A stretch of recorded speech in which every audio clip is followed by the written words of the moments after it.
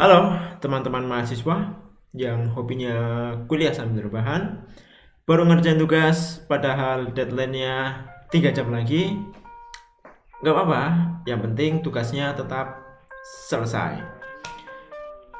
Video ini dibuat untuk memandu teman-teman mahasiswa dalam mengikuti mata kuliah pemrograman perangkat bergerak. Dan kali ini kita memasuki pada pertemuan yang ke-8, di mana praktikum pada pertemuan 8 ini kita akan mengerjakan tentang broadcast receiver. Seperti apa isi praktikumnya? Mari kita buka modulnya bersama-sama.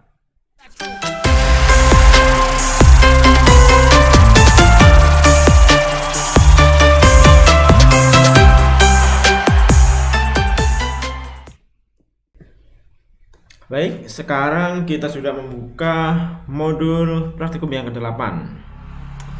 Pada modul ini kita nanti akan mempraktikkan secara langsung tentang broadcast receiver. Oke, silakan teman-teman dibuka modulnya. Android Studio-nya dibuka, project yang kemarin dibuka juga.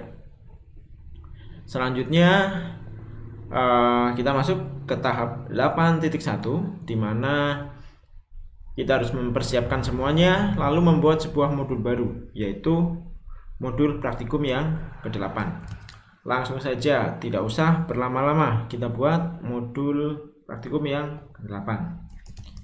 Application name-nya boleh kita namai dengan broadcast receiver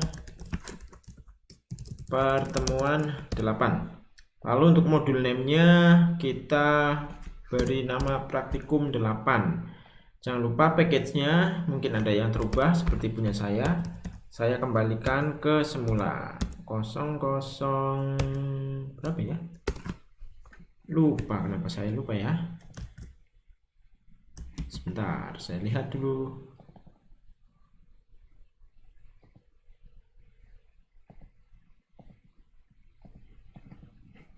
Kosong 027. Oke, saya ulangi lagi. Ses. Ya. Oke. Nama package-nya nama masing-masing diikuti dengan name. Lalu paling belakang adalah praktikum 8. Praktikum 8. Ya, oke. Bahasanya Kotlin, minimal SDK-nya silahkan bisa gunakan sesuai mengikuti saya, API 21. Oke, aman. Kita langsung tekan tombol next. Pilih empty activity, pilih main activity, kita tekan tombol finish. Kita tunggu prosesnya sampai selesai.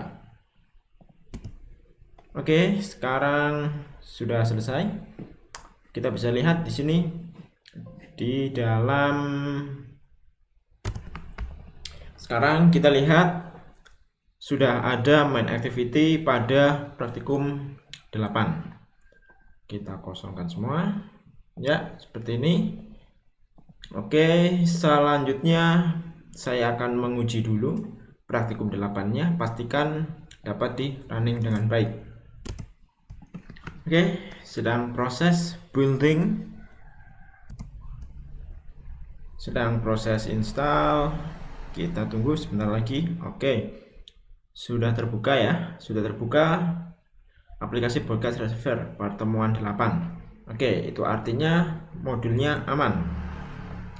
Sekarang seperti biasa ya, ketika kita sudah selesai melakukan sesuatu, kita harus melakukan commit terlebih dahulu. Di sini kita akan membuat sebuah branch baru, yaitu dengan nama branch praktikum 8. Kita pilih seperti ini, pilih branch, new branch, praktikum 8. Create. Oke, tunggu prosesnya. Kita lihat centang hijaunya sudah mengarahkan ke praktikum 8. Nah, ini ada banyak file ya. Ini adalah file-file hasil generate yang sebenarnya ini adalah sifatnya temporary. Ada praktikum 5, 8, app. Nah, sebentar saya cek lagi. Nah, oke, kalau praktis 8-nya yang kita gunakan.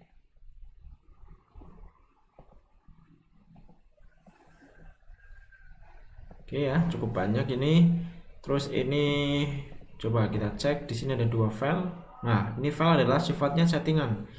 Jadi ini tidak perlu di commit juga tidak masalah ini. Yang app juga sama. Ada 1 file. Nah, build Gradle-nya sama, tidak perlu. Praktikum 5 ini juga sama ya, dari folder build. Folder build ini adalah folder generate yang dilakukan oleh Android Studio. Jadi ini sebenarnya tidak perlu di commit, tidak masalah, karena nanti masing-masing Android Studio itu pasti akan melakukan generate-nya sendiri-sendiri. Jadi ini saya akan kirim saja yang praktikum 8. Ini praktikum 8. Nah, ini untuk memulai praktikum 8-nya. Kita create commit and push ya. Setelah langsung saja ke praktikum 8.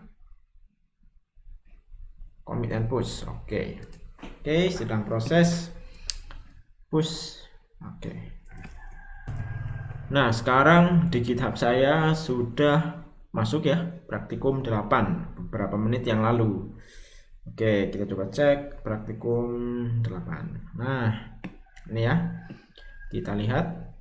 Nah, perlu diingat ya, bagi yang tidak bisa melakukan compare, itu sudah saya jelaskan di beberapa pertemuan yang lalu ya, penyebabnya kenapa. Jadi penyebabnya adalah project yang digunakan bukanlah turunan dari master. Seperti itu ya. Jadi pastikan diperhatikan lagi. Kalau misal projectnya bukan dari master, otomatis dia ketika di compare pasti tidak akan berhasil. Nah, oke. Sekarang kita lanjut lagi. Tadi activity baru sudah berhasil. Lalu kita akan menambahkan sebuah tombol ya. Tombol ini di dalam main activity.xml. Tidak perlu saya jelaskan ya isinya seperti apa, karena untuk layout ini kita sudah banyak belajar tentang layout. Di kali ini langsung saja saya kopas masuk ke layout main activity. Oke, pada tag view-nya kita hapus, kita tidak perlu tag view, kita cukup tambahkan tombol. Nah, tombol ini nanti adalah tombol yang digunakan untuk memberikan permission atau memberikan izin agar aplikasi dapat melakukan mengakses broadcast receiver dari SMS. Karena kita di sini nanti akan menguji broadcast receiver-nya itu adalah receiver dari SMS. Nah, yang merah di sini tahu kenapa? Harusnya tahu ya. Langsung saja kita buat value-nya.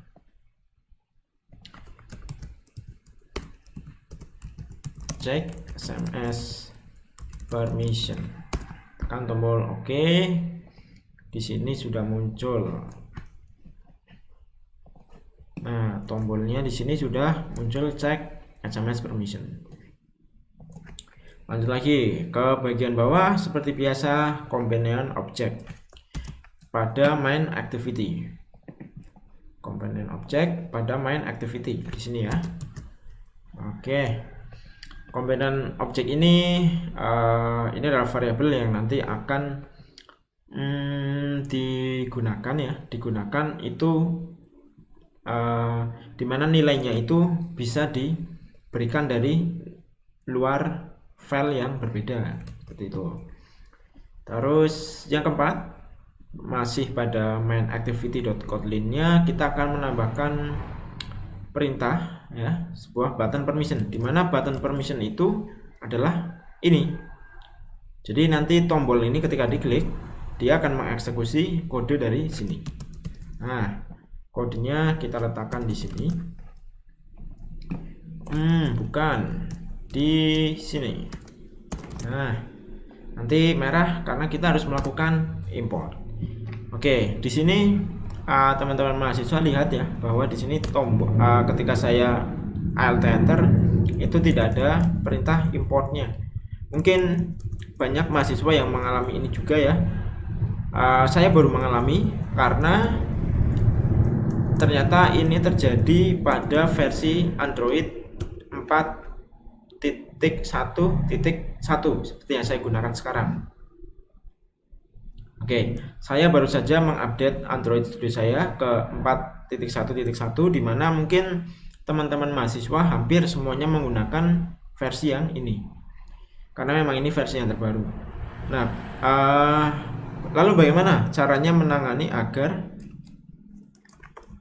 tombol ini dapat kita import? Nah, kita akan coba lihat ke Gradle-nya, Gradle pada praktikum 8-nya. Nah, di sini di bagian plugin ini masih ada satu buah plugin yang belum terpanggil, dimana kalau kita menggunakan Android Studio yang lama, plugin itu sudah otomatis terpanggil. Tapi untuk versi yang baru itu sudah tidak lagi. Nah, sekarang kita lihat sebenarnya apa sih yang belum terpanggil ya. Kita akan coba buka build Gradle milik praktikum 6, di mana praktikum 6 milik saya itu masih dibuat menggunakan Android Studio versi yang di bawahnya ini. Nah, kita lihat ternyata Kotlin Android extension-nya itu masih belum ada. Nah, kita tambahkan ya di sini. Ini untuk yang menggunakan 4.1.1 ya. Bagi yang tidak ada kendala saat melakukan import, abaikan saja. Oke, ini sisa sinkron. Tunggu prosesnya sampai selesai. Sekarang sudah selesai, kita lihat buat button permission-nya. Saya Alt Enter. Nah, ini udah muncul rekomendasinya ya. Udah langsung. Oke, activity compact semua ya, kita import. Kita pilih yang bawah, yang package manager. Oke, sekarang saya jelaskan maksud dari kode di dalam button permission ini. Nah, kita lihat di sini line 20. Ini ada if ya. Jadi ini adalah kondisi. If ini akan bekerja, di dalamnya kondisi akan terpenuhi jika tidak sama dengan, oke. Di sini adalah kondisinya tidak sama dengan. Tidak sama dengan itu artinya jika hasilnya beda, maka akan diizinkan untuk melakukan eksekusi di line 21 ini. Nah, kalau kita lihat di dalam if ini, isinya adalah akan melakukan pengecekan. Ya, di sini kita lihat check self permission. Jadi akan mengecek apakah permission untuk menerima SMS itu sudah diizinkan atau true. Kalau kita lihat di sini package manager permission ini nantinya akan memberikan atau menampilkan gitu ya, menampilkan sebuah kondisi di mana receive SMS-nya ini sudah diizinkan atau belum. Jika belum, maka dia akan mengeksekusi bagian line 21 ini. Di mana kalau kita lihat di line 21 ini akan memanggil ya atau melakukan request, yaitu request permission ke receive SMS. Jadi yang tadinya receive SMS ini belum diizinkan, nanti dengan ini maka akan diizinkan. Nah, di sini ada SMS request code ya. Nanti kita akan coba cek tujuannya dari apa, untuk apa gitu. Kita lanjut dulu. Nah, selanjutnya kita masih di main activity. Kita akan menambahkan blok kode ini. Kita akan coba tambahkan. Ini letaknya ada di luar onGrid. Nah, seperti ini. Sekarang kita lihat di sini, ini saya import dulu.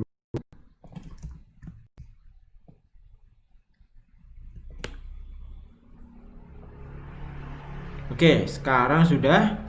Nah, inilah tujuan dari SMS request code ini.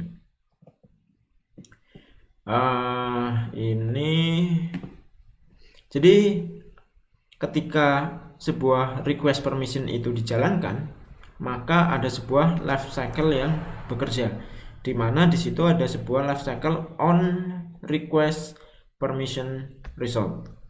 Itu artinya hasil dari permission itu.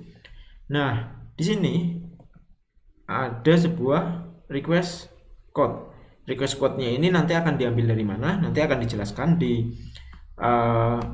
bagian berikutnya. Nah, SMS request ini berarti isinya adalah 101. Nah, dia akan mengecek jika request code-nya adalah 101, maka itu adalah sebuah request untuk SMS. Oke. Lalu jika terpenuhi, maka akan melakukan eksekusi pada line 31, di mana create result ini dia akan menampung hasil dari permission. Jadi nanti akan muncul sebuah toast, di mana toast tersebut akan menampilkan bahwa permission diterima. Sedangkan yang satunya pada line 32 itu adalah else. Dia akan menampilkan sebuah toast dengan isi SMS receiver permission ditolak. Nah, ketika nanti kita akan request permission itu akan nampak, maka nanti teman-teman akan dipilih yes atau no ya. Jadi kalau yes itu maka line 31 dieksekusi. Namun kalau no, maka yang dieksekusi adalah line 32. Nah, nanti seperti apa kita juga akan lihat di bagian berikutnya. Lanjut lagi, tahap ke-6. Nah, di sini kita akan membuat sebuah broadcast receiver dengan nama SMS receiver. Nah, seperti apa caranya? Teman-teman mahasiswa bisa lihat di gambar ini atau langsung saja ikuti dari saya. Di praktikum 8 ini kita pilih seperti biasa, sama seperti kita membuat sebuah activity baru. Klik kanan, pilih new, lalu pilih order, pilih broadcast receiver. Kita klik, lalu kelasnya kita beri nama SMS receiver ya. Kita beri nama SMS receiver. Kalau sudah, biarkan tercentang bahasanya Kotlin, kita tekan tombol finish. Tunggu prosesnya sampai selesai.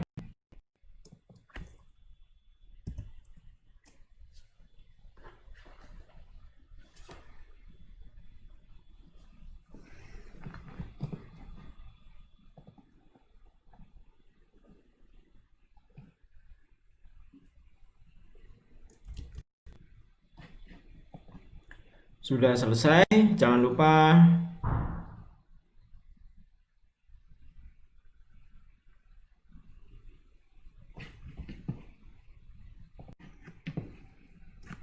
Nah, sudah selesai.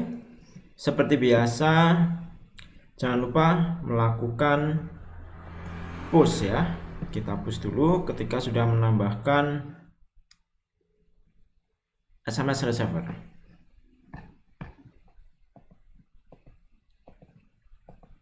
Nah, kita pilih, saya pilih yang 8 saja. 8, kita lihat yang di push adalah ada satu buah layout, ada value, ada main activity juga nanti akan di push karena dia ada perubahan.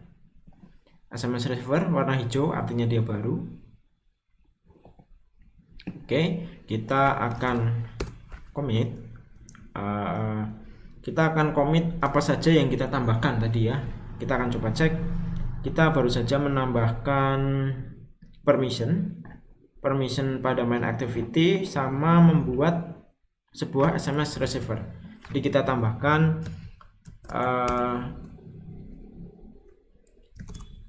permission add main activity, lalu add SMS receiver.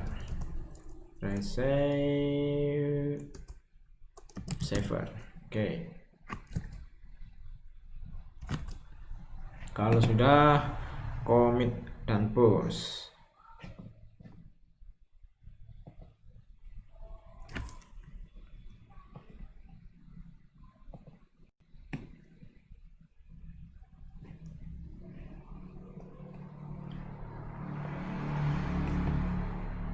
Selanjutnya, ini saya sudah tidak perlu lagi ya menampilkan GitHub-nya. Sudah sering saya tampilkan dari beberapa pertemuan yang lalu. Jadi ini langsung saja saya lanjutkan ke langkah yang ke-7. Nah, jadi ketika receiver-nya itu sudah dibuat, maka kita akan coba melihat pada Android Manifest. Di dalam Android Manifest ini nanti kita akan melihat bahwa ada sebuah tag baru, yaitu tag receiver. Nah, ini ya, kita lihat ini baru tergenerate secara otomatis ketika kita membuat sebuah SMS receiver. Nah, di dalamnya kita akan menambahkan intent filter, di mana di dalamnya itu kita akan memberikan sebuah flags ya. Jadi ini adalah penanda di mana receiver ini itu dia akan memiliki sebuah izin atau dia akan menerima gitu ya, akan menerima sebuah pesan dari SMS si SMS receiver ini. Oke, lanjut. Lalu untuk membaca dan menerima sebuah SMS itu aplikasi juga memerlukan sebuah izin, di mana izin itu akan diminta atau akan akan dibuat menggunakan use permission Android name ya. Kita lihat di sini ada permission receive SMS sama permission read SMS, di mana pertemuan yang lalu teman-teman juga sudah pernah menggunakan beberapa permission yang lain ya. Ini kali ini yang digunakan adalah receive SMS dan read SMS. Lanjut di step yang ke-9. Step ke-9 kita akan membuka SMS receiver.kotlin-nya. Oke, ini posisinya ya masih kosong, kita hapus. Nah, di dalamnya kita akan menambahkan yang paling atas. Ini adalah private value ya, value tag. Letakkan paling atas ini. Lalu pada bagian on receive-nya, di dalamnya kita akan ambil ini. Oke, kita tunggu. Thread. Oke, banyak yang merah. Jangan khawatir. Untuk log ini kita import. Incoming message ini adalah memanggil sebuah function. Dan biarkan merah dulu karena functionnya belum terbentuk. Lalu bagian ini juga akan menggunakan intent, membuka sebuah activity dengan nama SMS receiver activity, di mana activity ini juga masih belum kita buat ya. Jadi santai saja, yang masih error. Selanjutnya nih, di get incoming message kita tambahkan di sini. Ini adalah fungsi yang untuk dipanggil di sini. Oke, enter. Tunggu ya, di sini sudah tidak merah. Nah, di bagian get incoming message juga ada yang merah-merah. Jangan khawatir, langsung saja import.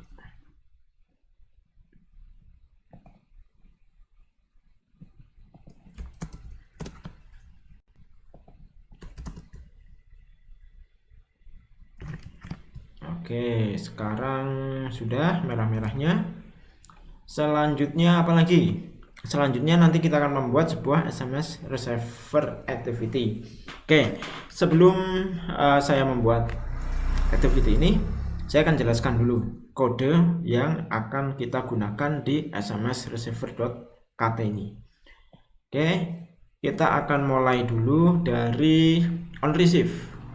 Nah, SMS receiver ini sama ya, seperti dengan beberapa komponen-komponen Android yang lain, di mana dia memiliki sebuah life cycle. Dimana kalau SMS receiver ini, dia di dalam life cycle-nya itu terdapat sebuah komponen, bukan komponen ya, tapi sebuah proses di mana dia akan menjalankan sebuah kondisi on receive. Nah, on receive inilah yang akan kita gunakan untuk memasukkan sebuah kode, di mana kode itu nanti akan membaca sebuah SMS yang diterima. Oke, selanjutnya isi dari on receive itu ya, kita lihat di sini ada sebuah variabel dengan nama bundle, di mana dia berisi intent extra gitu. Jadi ini sudah bawaan ya, kita lihat di sini. Di sini sudah ada intent. Jadi ini sudah bawaan dari on receive itu. Isinya itu sudah bawaan dari on receive. Selanjutnya bundle ini akan dicek. Jika bundle ini null, tidak ada isinya, maka ini tidak akan dieksekusi. Tapi jika ada isinya, maka lakukan sebuah eksekusi. Lalu di yang line ke-17 akan menampung sebuah nilai dalam sebuah variabel dengan nama PDUS object, di mana isinya adalah bundle ya, di mana bundle ini adalah yang sudah kita panggil tadi di line ke-14. Lalu di dalamnya akan melakukan get PDUS as array. Nah, apa sebenarnya ini? PDU ini adalah sebuah metode yang digunakan untuk merubah sebuah nilai dari SMS agar dapat dikenali. Dimana kita tahu SMS itu dikirim dalam bentuk sinyal ya, dalam bentuk sinyal. Nah, agar itu dapat terbaca, maka perlu dilakukan sebuah konversi. Nah, konversi inilah yang digunakan pada line 17. Nah, selanjutnya akan ditampung dalam PDU object, lalu akan dilakukan pembacaan isi dari PDU object itu menggunakan metode for. Kita semua tahu ya, for itu adalah digunakan untuk perulangan. Tapi selain itu, for itu juga dapat dilakukan untuk perulangan berdasarkan isi dari sebuah variabel. Dimana kita tahu variabel ini adalah sifat, dia adalah berupa array, sehingga dalam variabel itu pasti akan memiliki data lebih dari satu.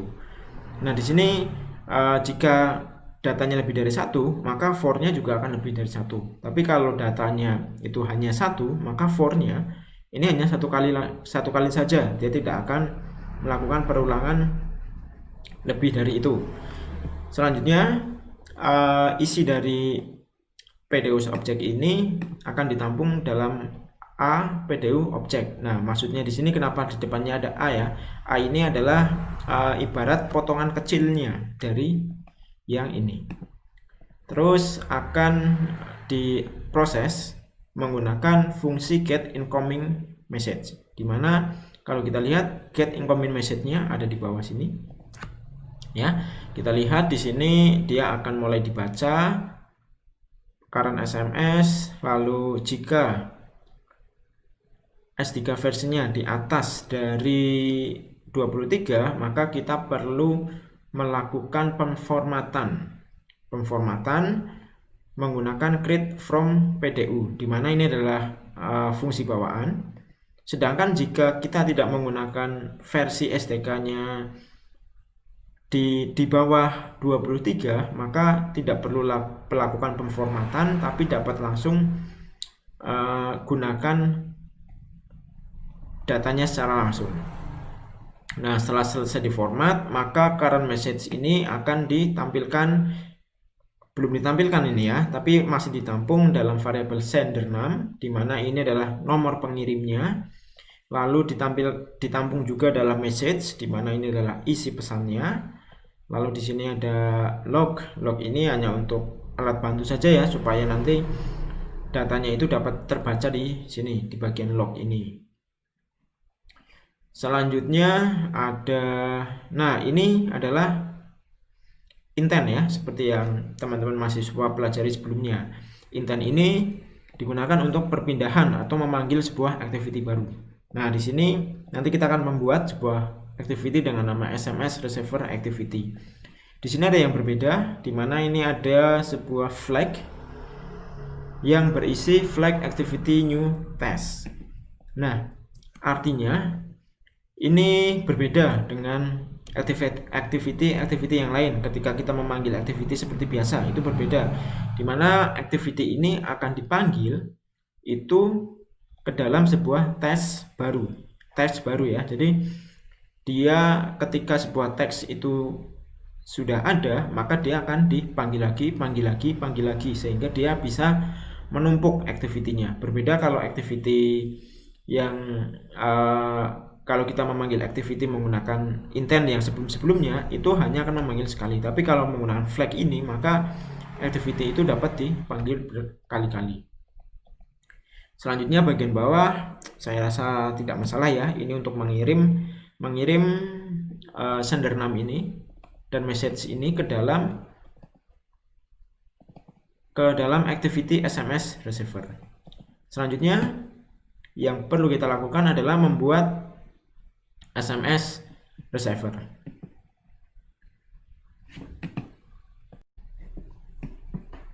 Selanjutnya kita membuat sebuah activity baru dengan nama SMS receiver activity. Atau sebelum kita membuatnya, ada baiknya kita commit dulu. Oke.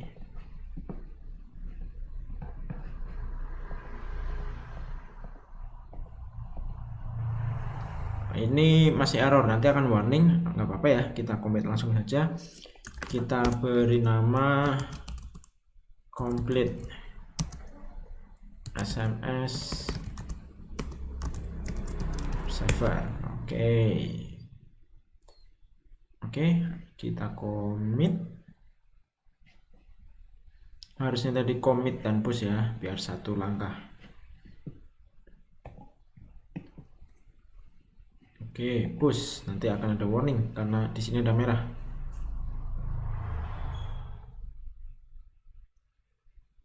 Oke, ternyata langsung.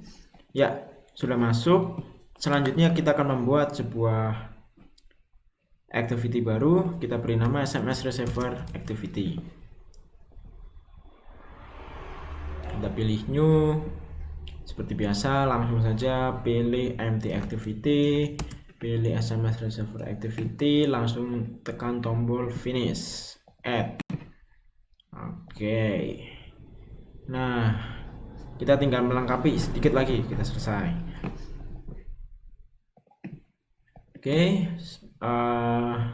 coba kita cek di sini masih merahkah? Nah, SMS receivernya sudah dia merah, tapi di sini masih merah karena kita masih belum membuat komponen objeknya ya. Nanti kita akan membuat komponen objek di sini. Oke, kita buat dulu aja deh. Ini saya tidak urut, nggak apa-apa ya. Di bagian SMS receiver activity saya tambahkan komponen objek sehingga nanti di sini sudah tidak merah. Nah, saya commit lagi ya karena tadi sudah membuat activity baru. Add SMS receiver activity.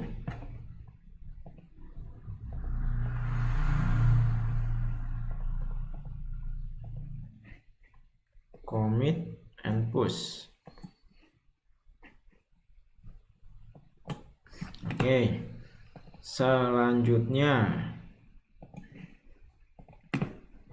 Selanjutnya kita akan menambahkan sebuah desain di dalam activity SMS receiver-nya. Kita copy. Desain ini kita buat menggunakan linear layout. Ini ya, langsung saja di sini. Nah, yang merah-merah tahu ya kenapa? Harusnya tahu. Ini saya beri nama apa ya? Coming from. sebentar, coming from close. Saya lihat deh, coming from close. Oke. Ini berarti isinya sama, coming from. Lalu message-nya ini kenapa ini namanya display? Saya ganti saja ya, jadi message. Text message. Terus jangan lupa tambahkan di stringnya text message. Lalu bawahnya close. Close ini biar sama ya bahasa Inggris semua, jadi saya beri nama close juga. Oke, sudah. Selanjutnya turun ke bawah, kita akan menambahkan sebuah style. Nah, di sini kita akan menambahkan sebuah style ya. Modul ini saya buat menggunakan Android Studio di bawah 4.1.1, sehingga kalau kita cari style.xml ini sudah tidak ada kalau di versi yang terbaru. Jadi bagi teman-teman yang menggunakan versi yang terbaru, nanti ikuti yang saya lakukan. Tapi kalau yang masih menggunakan versi lama, bisa ikuti pada modul ini. Ini saya contohkan yang terbaru. Jadi kalau yang terbaru itu, kita sudah tidak bisa lagi menemukan style, dimana yang ada adalah themes ya. Nah, ini sebenarnya sama. Jadi stylenya kita masukkan di themes. Nah, seperti ini. Sudah cukup. Tapi bagi nanti yang menggunakan versi lama, di dalam values ini akan ada style.xml. Selanjutnya di langkah ke-13 kita akan memanggil style yang kita buat tadi ke dalam activity SMS receiver. Kita akan coba cek dulu di manifestnya. Kita cari mana ya, main activity SMS receiver. Ini ya, SMS receiver activity. Di dalamnya kita akan tambahkan sebuah style yang kita buat baru saja tadi, seperti ini. Nah, sudah. Lanjut ke step 14, di mana step 14 ini kita akan mengisi SMS receiver activity-nya. Tadi komponen objeknya sudah, jadi ini abaikan yang ini. Terus kita akan copy kode ini, lalu masukkan di sini. Oke, sekarang incoming message-nya tadi apa namanya? Sebentar, incoming message di dalam string. Incoming message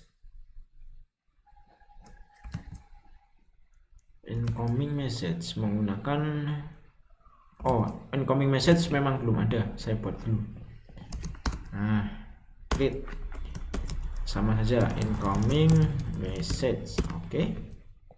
Lalu ini ada memanggil seperti biasa, alt enter. Sudah ya, aman. Jadi intinya SMS receiver ini nanti akan muncul ketika on receive-nya ini bekerja, lalu bundle-nya ada isinya, lalu dia akan dipanggil menggunakan intent. Nah, seperti ini. Ini ketika dipanggil maka nanti title-nya adalah incoming message, sender number-nya ini extra SMS number, ini di sini. Kenapa jadinya di sini extra SMS number? Kalau kita lihat di SMS receiver, send number ini kita masukkan ke dalam extra SMS number, sedangkan message kita masukkan ke dalam extra SMS message, sehingga di receiver activity kita akan memanggilnya extra SMS number sama extra SMS message. Terus teksnya kita masukkan ke tag view from, yaitu dari siapa, lalu tag view message, yaitu message-nya. Terus tombol close ketika ditekan maka dia akan mengeksekusi perintah finish, di mana finish itu artinya adalah menutup activity. Itu ya. Sekarang kita akan coba lihat dulu. Tadi kita belum melihat isi dari layout activity SMS receiver. Nah, kita akan coba lihat isinya. Nah, seperti ini ya. Jadi nanti isinya coming from ini akan berisikan nomor handphone yang mengirim SMS, text message-nya adalah pesannya. Ini untuk menutup. Itu, oke. Sekarang kita cek kurang apa lagi. Sudah selesai ya. Yang kurang adalah melakukan pengujian. Baik, sekarang kita akan coba langsung lakukan uji coba. Kita run dulu. Sedang proses, oke. Sekarang sudah terbuka. Nah, sudah ya terbuka seperti ini. Coba tombolnya saya tekan. Nah, ketika tombolnya ditekan, maka akan muncul pertanyaan, allow broadcast receiver bla bla bla to send and view SMS message. Kalau kita allow seperti yang saya tunjukkan tadi, allow itu artinya maka akan menjalankan 31, tapi kalau saya pilih deny, maka akan menjalankan yang 32. Nah, tombol ini dieksekusi menggunakan line 22 ini. Oke, sekarang akan saya tekan tombol allow-nya, maka seharusnya akan muncul TOS yang berisi SMS receiver permission diterima. Oke, muncul ya. Itu artinya user itu sudah mengizinkan aplikasi ini untuk dapat membaca dan mengirim sebuah SMS. Nah, sekarang bagaimana cara mengujinya? Cara mengujinya adalah dengan mengirim SMS ke dalam handphone kita, ke nomor kita. Saya akan coba mengirim ke nomor diri sendiri. Oke, ini saya buka SMS-nya. Mana? Oke, ketahuan nih isi SMS-nya banyak nih ya, SMS cuma dari provider saja. Nah, ini saya akan mengirim SMS ke diri saya sendiri. Oke, percobaan. Nggak muncul teksnya. Percobaan. Saya kirim. Terus kita lihat, kita tunggu. Nah, dia akan langsung membuka pesannya ya. Jadi ketika handphone kita menerima sebuah pesan SMS, maka SMS itu akan langsung terbaca oleh aplikasi yang kita buat tadi. Apalagi ya? Saya coba apalagi ya? Coba deh, saya akan coba ke Indosat. Sepertinya nggak bisa.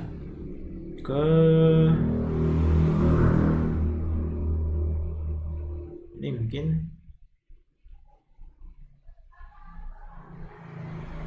jangan deh, takutnya nanti malah kesedot ya, kesedot pulsanya. Oke, intinya seperti itu. Nanti silakan teman-teman mahasiswa dapat saling menguji aplikasinya supaya teman-teman lain yang mengirim SMS ya, jadi akan lebih valid nanti kalau semisal teman lain yang mengirim SMS. Tapi kalau diri sendiri kan kurang mantap ya. Coba ini saya kirim lagi. Nah, muncul lagi seperti ini. Oke, itu adalah praktikum kita hari ini. Bagi teman-teman mahasiswa yang sudah menyelesaikan sampai tahap ini, selamat. Itu artinya praktikumnya sudah selesai. Silahkan langsung dibuild menjadi APK, langsung disubmit ke LMS agar dapat menjadi nilai tugas. Dan jangan lupa GitHub-nya juga lakukan post dan commit, upload juga APK-nya ke dalam GitHub agar dapat dicek secara langsung oleh asisten. Selanjutnya tugasnya itu sederhana sekali. Jadi yang pertama adalah menyelesaikan modul ya. Jadi bagi yang semuanya sudah menyelesaikan modul tadi, selamat, kalian sudah setidaknya tugas sudah dapat langsung dikumpulkan. Nah, di sini bagi yang ingin mendapat nilai lebih, ini ada sebuah step tambahan. Tadi itu kita sudah dapat membaca isi dari SMS. Lalu isi dari SMS itu silahkan teman-teman olah agar di dalamnya itu ketika ada sebuah teks hadiah, ada sebuah teks blogspot, ada sebuah teks WordPress, pulsa, selamat, transfer, mobil, polisi, rumah, itu silakan tampilkan tampilan yang berbeda. Tujuannya adalah untuk mendeteksi SMS spam gitu ya. Jadi saya ulangi lagi nih.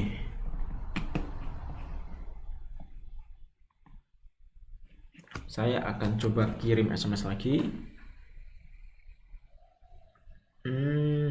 Oke. Halo, saya kirim. Nanti akan langsung terbuka.